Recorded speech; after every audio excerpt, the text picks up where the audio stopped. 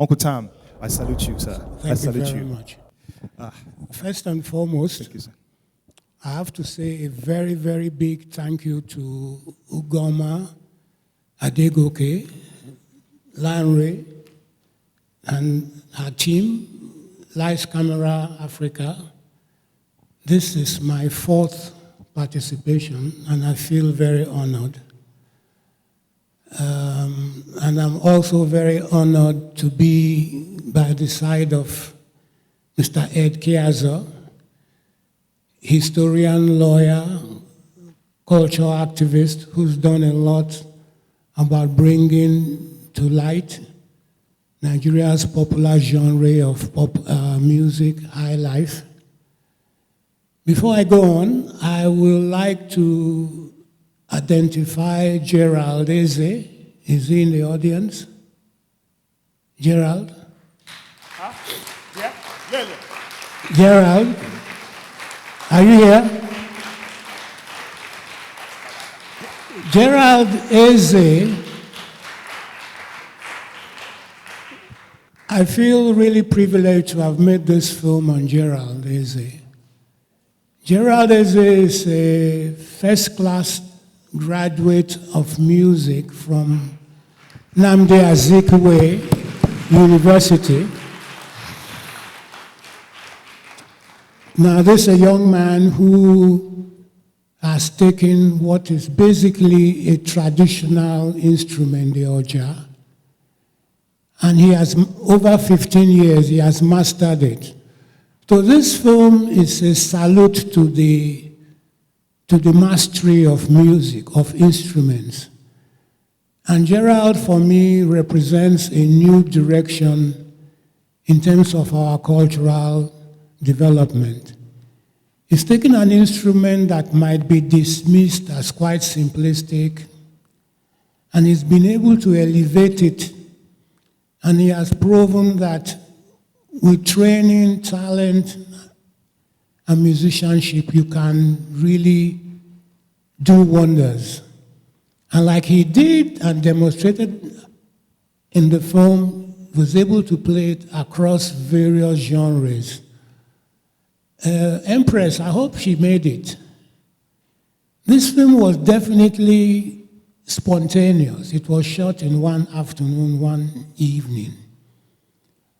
And there was a young filmmaker, a younger filmmaker earlier, who had said something about shooting outdoors. This film was shot completely outdoors. It was during the time they were rehearsing for Celebration 2016, so you could hear a lot of, activities in the background. But the bottom line is that this film got made. And I feel very privileged to have made it. Thank you, sir. Now, I'm going to ask the obvious question, but in a more nuanced way. Yeah.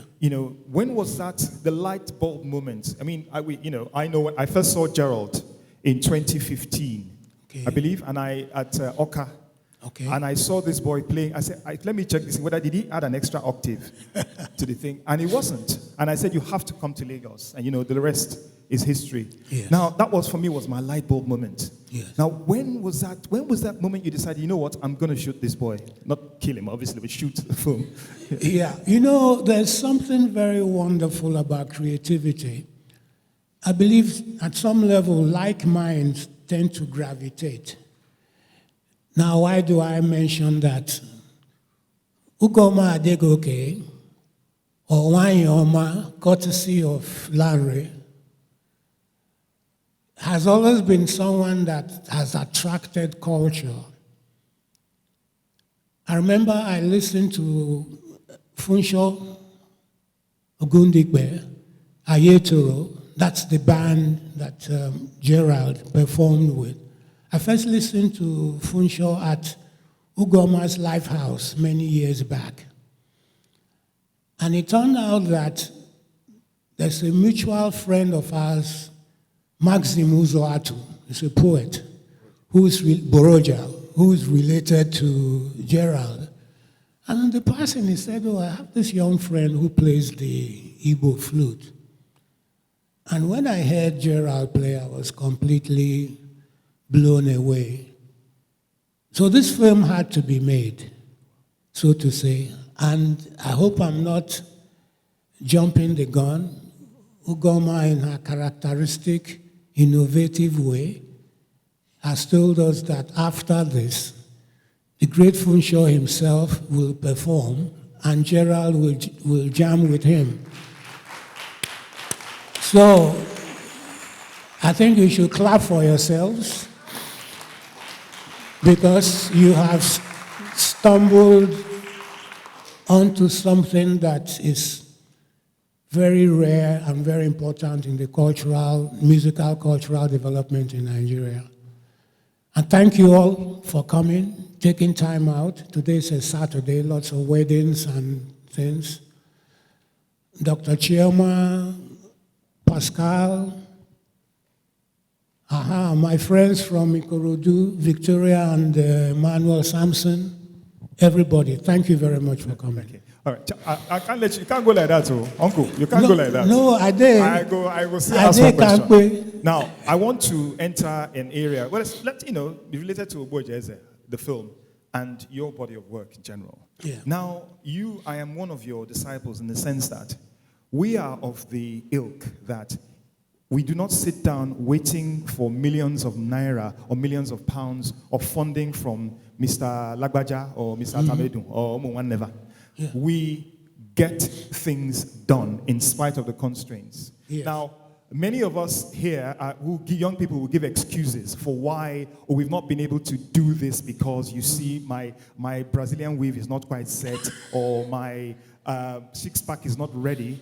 You've seen this gentleman here with, the difficulty. Yeah, obviously, there's, at his age, there's nothing strange about the fact that he had difficulties negotiating those stairs. But in spite of that, he could produce such an incredible work. And I know for a fact that there wasn't a whole lot of money. So can I ask, sir, it's not even a question. It's just explaining your mindset, this guerrilla mindset. Is as in never say die attitude. Produce the work, get it done, stop talking, just do it. Can you just expand a bit on that, sir? I'm glad you mentioned a musician called Sun Ra. Sun Ra changed my life. He made me realize that the work just has to be done. We always have excuses for not doing work. The important thing is that if you make up your mind to say, be a filmmaker, first and foremost, you should disabuse your mind from, say, money. The most important thing in any venture you want to get into is to do the work. Like Sun Ra used to say, do the work and the world will catch up with you. If you wait for things to happen, the right time, there's no such thing as the right time. The right time is the work. And for younger filmmakers, creative people, you just have to make a lot of sacrifices. I remember when I came back with lots of equipment with my partner, and we were training some boys in the River State Council for Arts and Culture in Port Harcourt to make films. And then this young guy comes up to me and said, please, can I borrow one of your cameras? And I looked at him and I said, see the shoes you are wearing? I can't even afford them. I made a sacrifice to buy equipment. But you are wearing fine, fine shoes, and you want me to lend you my camera. I said, no, if you don't make that sacrifice, if you don't believe in what you want to do, you will never get there.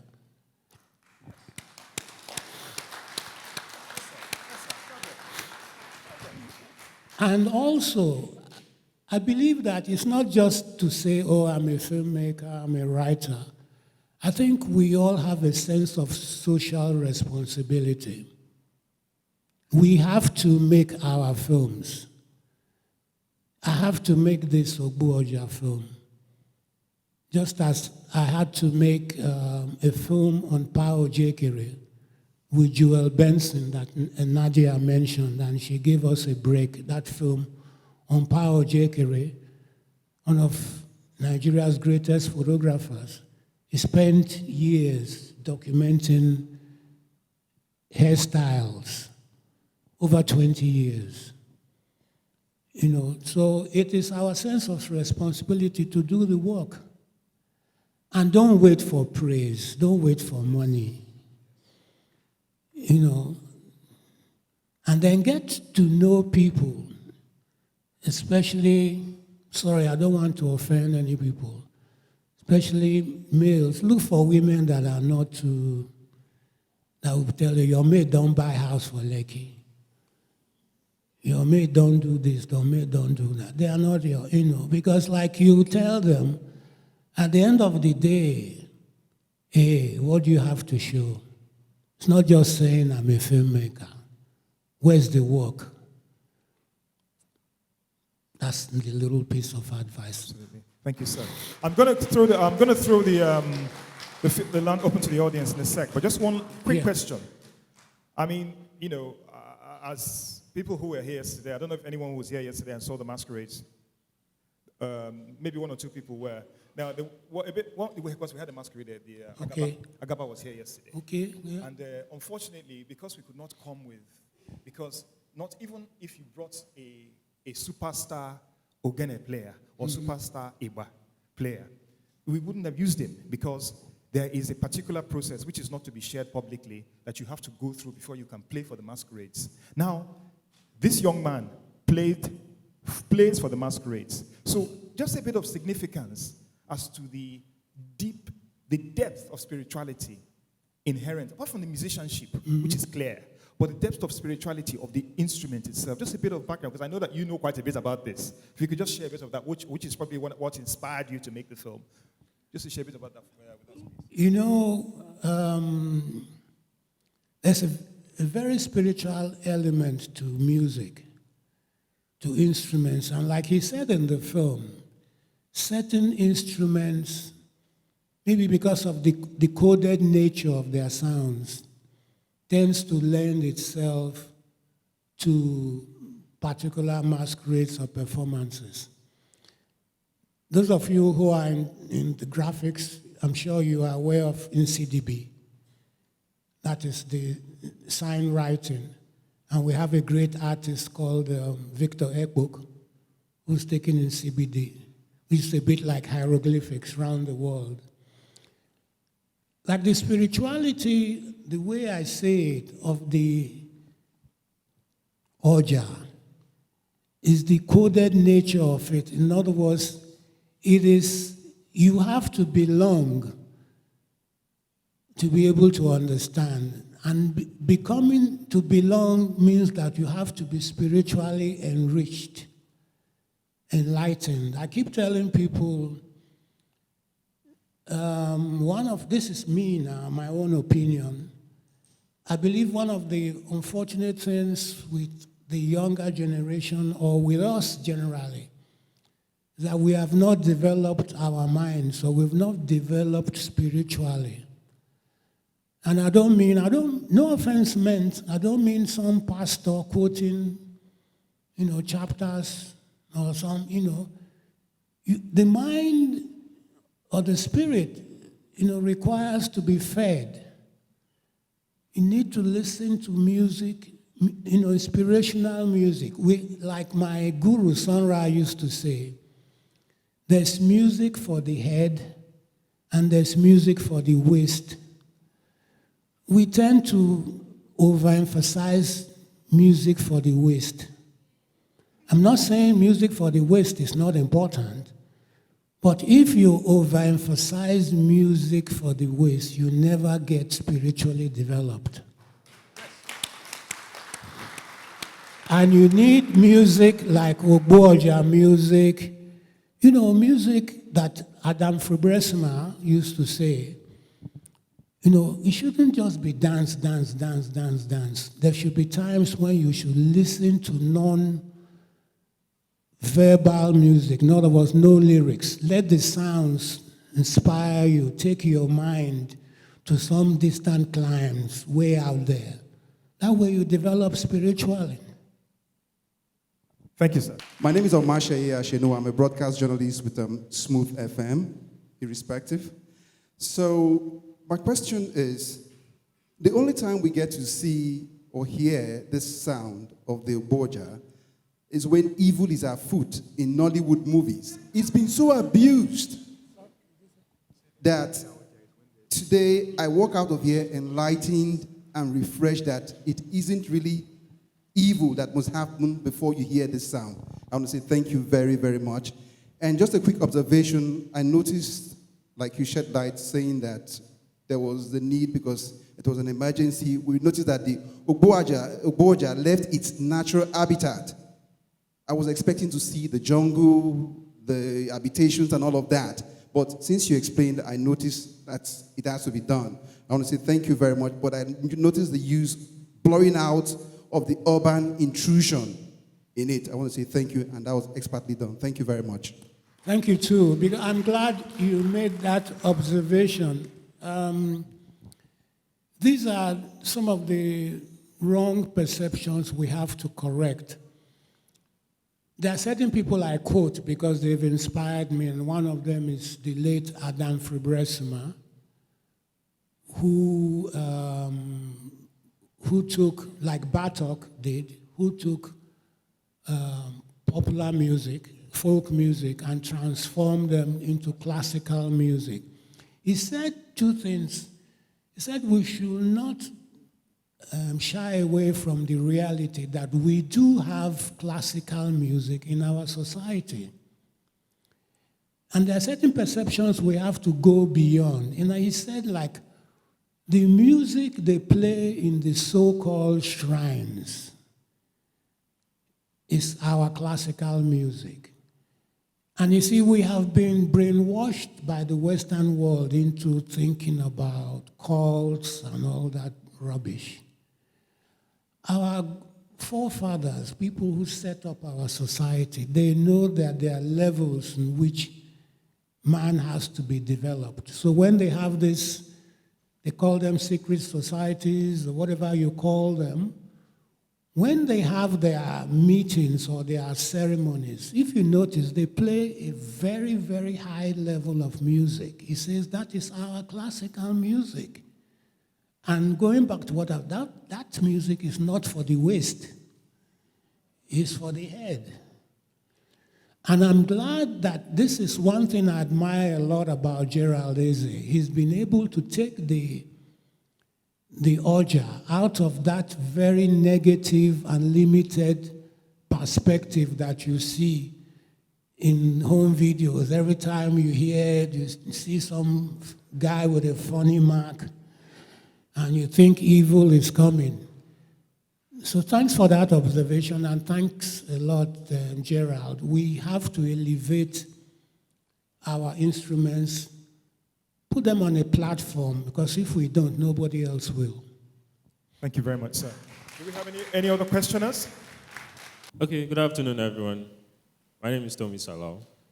And I wanted to ask, because this instrument is not something like this is, like you said, this is something that I'm hearing for the first time. I actually never knew that there was an instrument that played it. I thought it was just something that you see and has been recorded for home videos and even movies and stuff like that.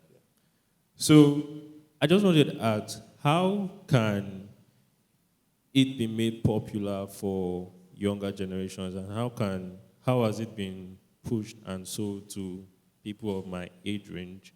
Because I think it's really cool. Fantastic question, and I think this is one of the things the film does. Gerald, I think, is the best ambassador for this instrument that I know.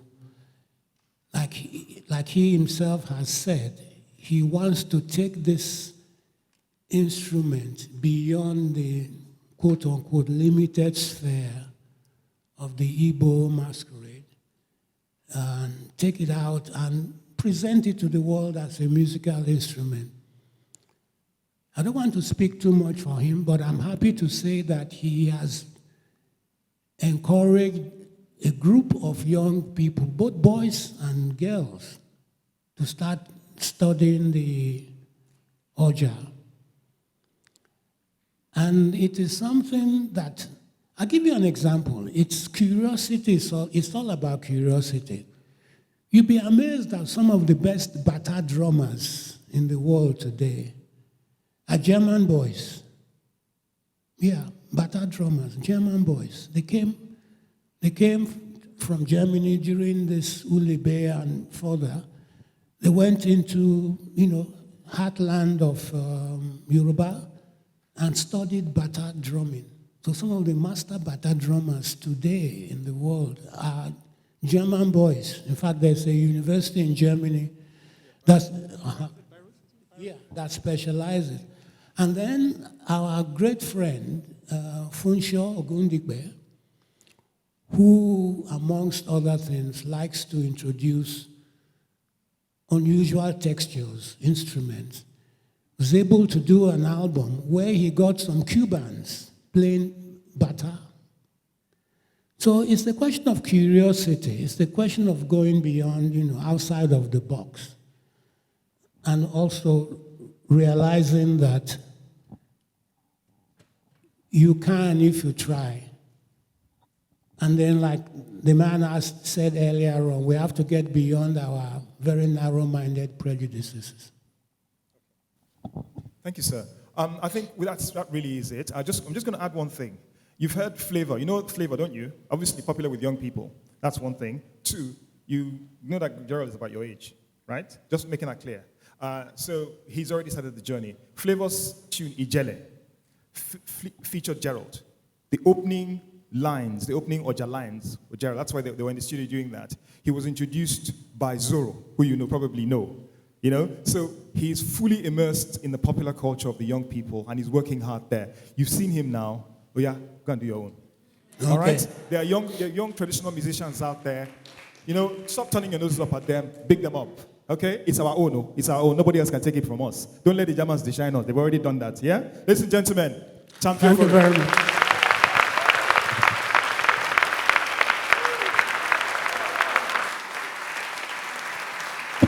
Once more, thank you very much for coming.